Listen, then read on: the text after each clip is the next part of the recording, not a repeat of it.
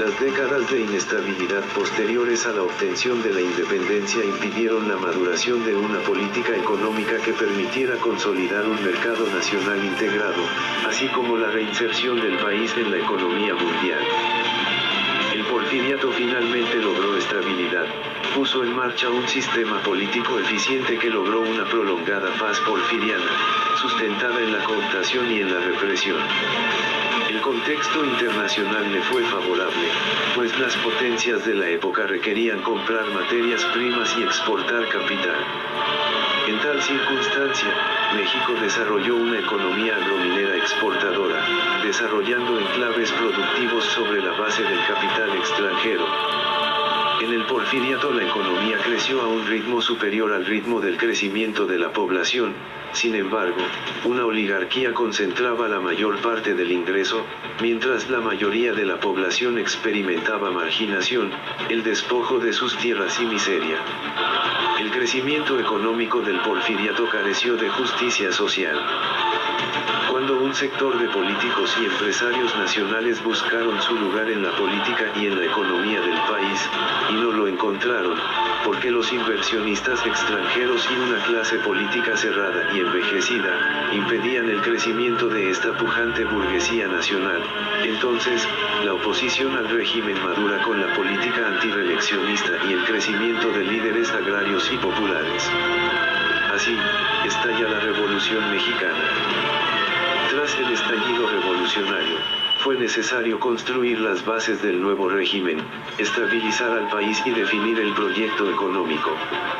La fundación del partido oficial se convirtió en el pilar de sustentación del sistema. Hacia la década de los 30, el presidencialismo y la estructura corporativa le dan su forma definitiva al régimen. En los años 40 del siglo XX la economía mexicana adopta finalmente, con toda claridad, el rumbo de la industrialización por sustitución de importaciones. La coyuntura de la Segunda Guerra Mundial acaba de consolidar un proceso que se venía gestando de años atrás. Las economías de los países como México debían ahora producir los bienes industriales que las potencias habían dejado de exportar, porque sus economías estaban concentradas en el esfuerzo de guerra.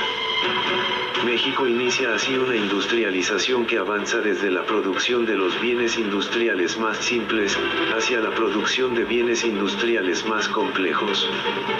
Se comienza con los llamados bienes de consumo perecederos, es decir, aquellos bienes que están destinados al consumidor final y cuyo consumo es de poca duración, por ejemplo, cerillos, lápices, chicles, refrescos, detergente, etc. En una segunda etapa se comienzan a producir bienes de consumo duraderos, por ejemplo, planchas, refrigeradores, estufas, televisiones, lavadoras, etc. Como parte del proceso de industrialización, también se producen bienes intermedios, que son aquellos que no van directamente al consumidor final, sino que son parte del proceso de la producción de un bien industrial más elaborado, por ejemplo, cobre, acero, cartón, látex, papel y, por supuesto, petróleo. A partir de la década de los 50 del siglo XX y hasta los años 70, el contexto internacional es sumamente favorable. La economía mundial experimenta una fase de expansión muy importante. Algunos historiadores denominan a estas décadas como los años dorados del capitalismo.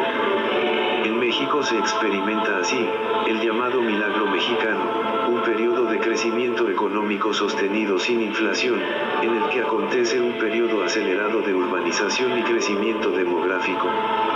La sociedad mexicana se transforma. En el contexto del crecimiento económico mundial, México adopta una política proteccionista.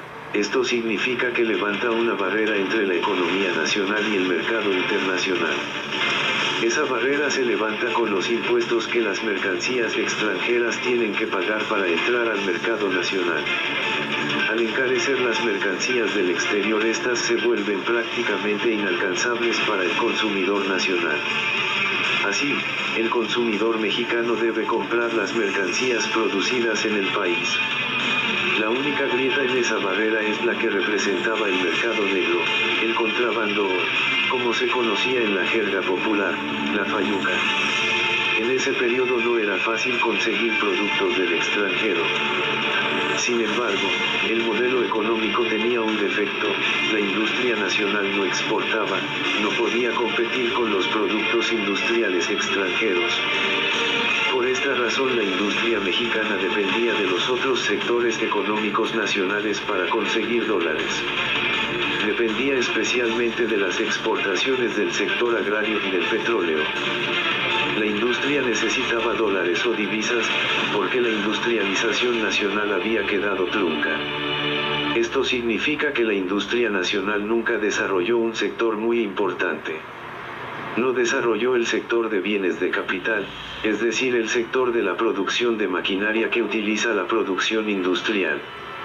Entonces, la maquinaria de la industria nacional siempre era importada, se compraba en el extranjero. Para eso se necesitaban y eran indispensables las divisas.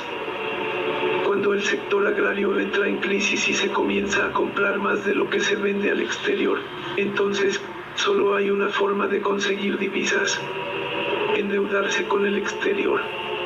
Aumenta la deuda externa.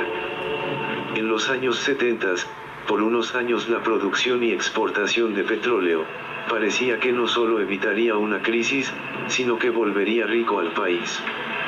Eran los años del boom petrolero, en un contexto internacional en el que los precios del petróleo habían subido y México había encontrado grandes reservas de petróleo en su territorio.